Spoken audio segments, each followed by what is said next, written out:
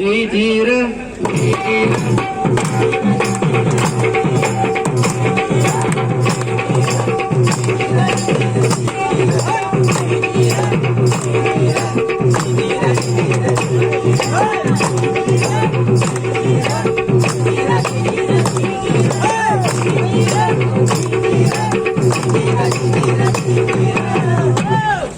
बंधूंनो, मायबाप जनार्दनांनो, या देशात आपल्या भारतीय संविधानानं न्याय व्यवस्थेनं या देशातील प्रत्येक स्त्रियांना महिलांना विविध क्षेत्रामध्ये सामाजिक आर्थिक राजकीय क्षेत्रामध्ये महिलांसाठी अधिकार प्राप्त करून दिलेले आहेत. या अधिकारांचा वापर जरूर करा, परंतु या अधिकारांचा गैरवापर होता कामा नाही याची दक्षता आपण तुम्ही घेणं काळाची गरज आहे. शाही तुमचं हे समजा बरोबर आहे बघा, पण आपल्या देशात स्त्रिया सुरक्षित आहेत का? मंडळी असं एकही दिवस गेलाय बघा की माझ्या माय बहिणीवर अन्याय अत्याचार झालाय याची बातमी कानावर पडली नाही बघा.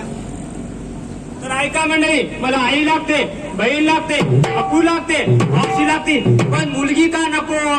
अहो, आपल्या देशामध्ये आज जर पाहिलं तर आजची स्त्री शिपाई पदापासून ते राष्ट्रपती पदापर्यंत पोहोचलेली आहे. मग एवढं सामर्थ्य असताना ही स्त्री अडकली कुठे? हा प्रसंग तुम्हाला दाखवून देईल.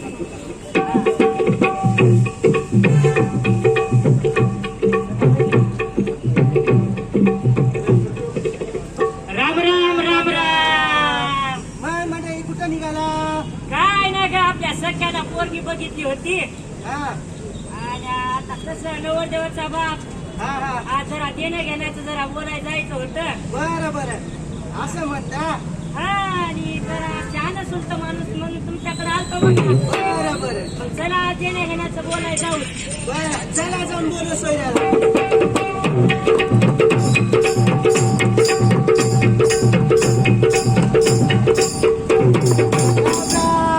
राम राम राम राम मंडळी, सुरू या बसा बसा. राम राम दत्ता पाटील, राम राम. राम राम राम राम, सुरू या बसा बसा. काल मागच्या वेळेस आमच्या मुलीला बघून गेल्या, काही निरोप आला नाही बघा तुमचा. अहो जरा माझा सोयाबीन कापणी होती, तिचे खळे आरतीवर सोयाबीन न्यायचं जरा येणं झालं नाही बघा. बरोबर मोकळ्या मनानं बोला बघा, काहीच बंधन नाही बघा, आपल्या घरच्यासारखं बोलून टाका. देण्या घेण्याचं काय करायचं दत्ता पाटील? आपलं जुनं सोयीर पण हाय, जुन्याचं नवं सोयीर पण व्हायलंय. हो की? घ्यायचं घ्यायचं काय करायचं आपल्याला? आणि कसं बी तुम्ही पोरीला तांगाव 4-5 सोळ्या थोडं सोन्या घाल अंगाव घालताच. देण्या घ्यायचं काही नका बघा, आपल्याला काय करायचंय? पण मुलीला म्हणून तिला बघण्यासाठी एक टीव्ही द्या. कसं आहे दत्ता पाटील, जमाना बदललाय, त्यामुळे आपल्यासाठी काही नका, पण मुलगी सुरक्षित मस्त घरात आरामात बसा, मग तिच्यासाठी एक सोफा सीट द्या. आणि आपल्याला काही नका बघा दत्ता पाटील, पण जावायला म्हणून एक फिरायला मोटरसायकल द्या. आणि एवढं देऊन काय वरील 4-5 लाख रुपये द्यायचे ते द्या बघा. हो, 4-5 लाख रुपये आणि गाडी माडी घोडी सोफाची. अहो माझ्याकडे तर काहीच नाही बघा. ते आपलं शेतकरी माणूस, काही शेतात पिकत नाही आणि पिकलं ते काही विकत नाही, कुठून आणायचे हे एवढे पैसे? अरे थांबा, हे काय लावलं तुम्ही? आणि या देशामध्ये या हुंडाबळीमुळे आजची आपली स्त्री सुरक्षित आहे का? आज आपण ग्रामीण भागापासून तर दिल्लीपर्यंत पाहिलं तर या स्त्रिया हुंडाबळीमुळे कौटुंबिक हिंसाचारामध्ये अडकलेल्या पाहतात. अहो, या कौटुंबिक हिंसाचारामुळे स्त्रीला हुंडाच्या नावाखाली पळवलं जातं, तिला मारलं जातं, तिच्यावर अन्याय अत्याचार केला जातो. हे कुठेतरी थांबलं पाहिजे. याच्यासाठी हुंडाबंदी अधिनियम 1961 नुसार हुंडा देणं आणि घेणं हा कायद्याने गुन्हा आहे. अहो, हा कायद्याने गुन्हा आहे, परंतु या कायद्याची आपण वापर केला पाहिजे. आणि जो हुंडा घेईल आणि जो हुंडा देईल अशा लोकांना आपण कायद्याचा धडा शिकवला पाहिजे. अहो, तुम्ही आम्ही आज शिकलेले आहोत. जो अशा संकुचित प्रकाराला खतपाणी घालतात त्यांच्या विरुद्ध आपण बंड पुकारला पाहिजे. अहो, बाजूच्या पोलीस स्टेशनला जा आणि अशा लोकांच्या विरोधात गुन्हा नोंद करा. याच्यासाठी आपलं पोलीस प्रशासन सक्षम आहे आणि न्याय व्यवस्था आपली सक्षम आहे. जर तुम्ही हुंडा घेतला, हुंडा दिला तर न्यायालय या लोकांना कठोर कारवाई करेल, यांना कठोर शिक्षा देईल आणि दंड सुद्धा भरावा लागेल. म्हणून हुंडा देणं घेणं पद्धत नाही म्हणा, हुंडा देणं घेणं पद्धत नाही म्हणा. अरे हुंडा नको मामा फक्त पोरगी द्या मला. हुंडा नको मामा फक्त पोरगी द्या मला. हुंडा नको मामा फक्त पोरगी द्या मला.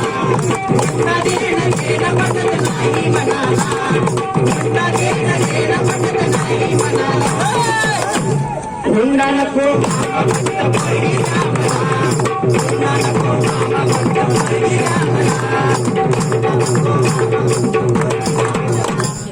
तर ऐका मंडळी, आपल्या मुलीला शिकवा, पण तिच्या लग्नाची कोणी घाई करू नका. आणि मंडळी, मुलीचं वय वर्ष 18 झाल्याशिवाय तिचं लगीन लावू नका बघा, कारण बालविवाह कायद्यानं गुन्हा आहे. अहो, आपल्या देशामध्ये आज जर आपण पाहिलं तर मुलीला 10-12 वर्ष झाल्याच्या नंतर 15 वर्ष झाल्याच्या नंतर आजचे मायबाप तिच्या लग्नाची घाई करतात. अहो, 15 वर्ष झाल्यानंतर त्या मुलीला शिकवायचा विचार केला पाहिजे, तिला शाळेत घालण्याचा विचार केला पाहिजे, तिला कॉलेजमध्ये टाकण्याचा विचार केला पाहिजे. परंतु या कोवळ्या मुलीला लग्नाच्या व्याख्यामध्ये आजचे मायबाप टाकत आहेत. अहो, बालविवाह करणं आजचा गुन्हा आहे आणि जो कोणी बालविवाह करून देईल, जो कोणी बालविवाह लावून देईल, अशा लोकांसाठी आपल्या न्याय व्यवस्थेनं गुन्ह्याची नोंद केलेली आहे. अशा लोकांच्या विरोधात आपण गुन्हा नोंद केला पाहिजे. याच्यासाठी आपले पोलीस प्रशासन तत्पर आहे, आपली न्याय व्यवस्था तत्पर आहे. आपण जर यांच्या विरोधात गुन्हा दाखल केला तर आपली न्याय व्यवस्था यांना कठोर शिक्षा देईल, यांना दंड भरण्यासाठी प्रवृत्त करेल. म्हणून या देशामधील बालविवाह थांबला पाहिजे आणि याच्या मुलीचं संरक्षण केलं पाहिजे.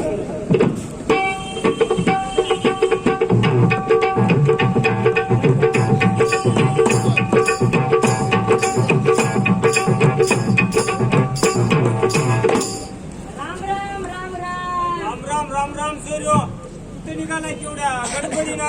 जरा माझं गडबड आहे हो माझ्या. बर काय गडबड आहे गड्या? काय नाही बघा, दवाखान्यात जायचं आहे. बर दवाखान्यात काय काम करलं? पत्नीचं बाळापण आहे आणि गर्भामध्ये तिच्या मुलगी आहे. आणि तुम्हाला तर माहीतच आहे बघा, आता मुलगीला शिकवायचं म्हणलं तर तिला पैसा लागतो, तिचं लग्न करायचं म्हणलं तर हुंडा लागतो. आणि आपण शेतकरी माणसं, आपल्या शेतात आता काही पिकत नाही आणि 4 वर्ष झालं आपल्या शेतात काही पिकत नाही आणि पिकलं तर काही विकत नाही.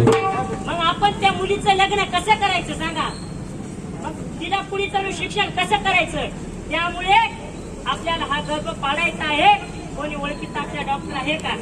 तर असं म्हणताय होय, तर चला मग कंधार शहरामध्ये माझ्या ओळखीचे डॉक्टर साहेब हात बघा. आपण दोघे त्याच्याकडे जाऊ आणि तुमच्या अडचणीवर काहीतरी उपाय काढू. चला.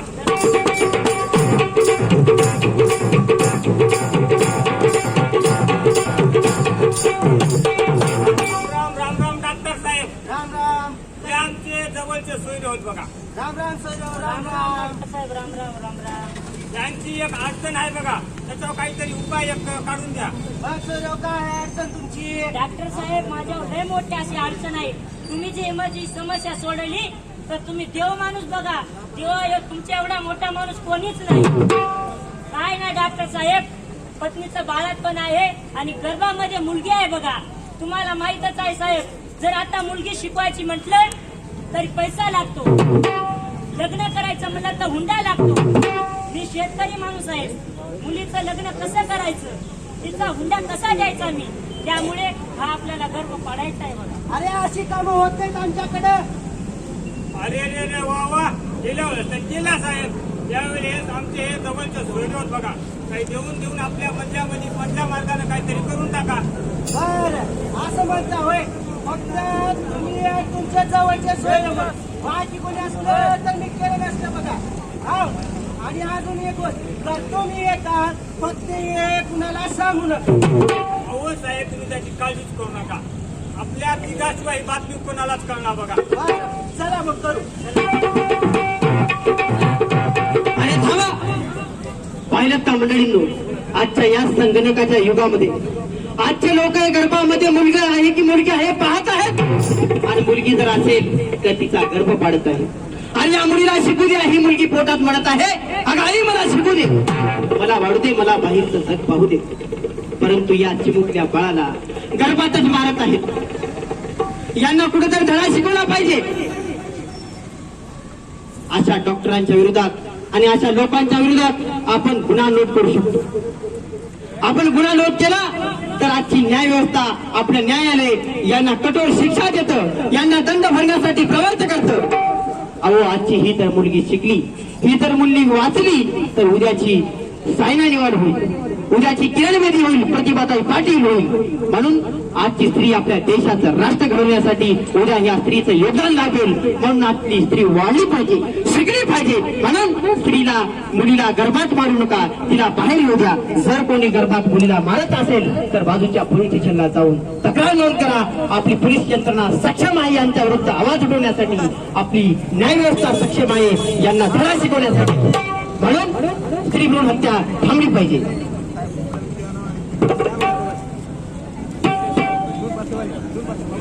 आणि आपण या स्त्री जन्माचा जागर घालणार आहोत. नील तिलक पोरीचा घाटला जन्म दर, नील तिलक पोरीचा घाटला जन्म दर, आणि घाटला जन्म दर पोरीचा घालतो जागर.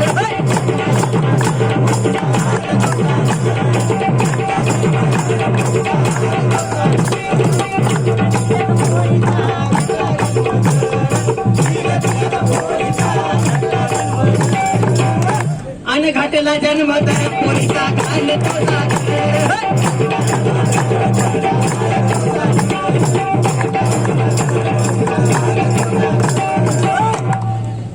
श्री गुणवत्ता थांबली पाहिजे, त्यामुळे थांबलीच पाहिजे.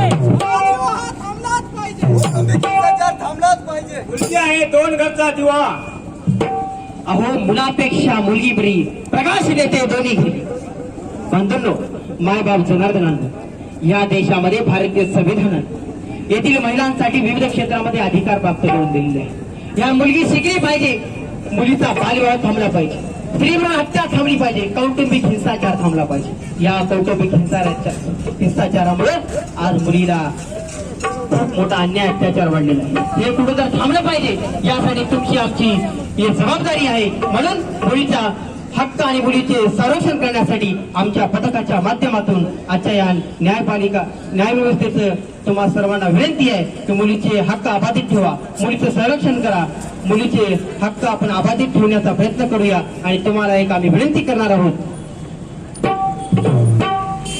आमची प्रार्थना हेच आमचे मागणे, मानसाने मानसाची मानसा समवागणे, तीच आमची प्रार्थना हेच आमचे मागणे, मानसाने मानसाची मानसा समवागणे, धर्म जाती प्रांत भाषा देश सारे संपू दे, माणसाने माणसाची माणसा समवागणे, हीच आमची प्रार्थना हेच आमचे मागणे, माणसाने माणसाची माणसा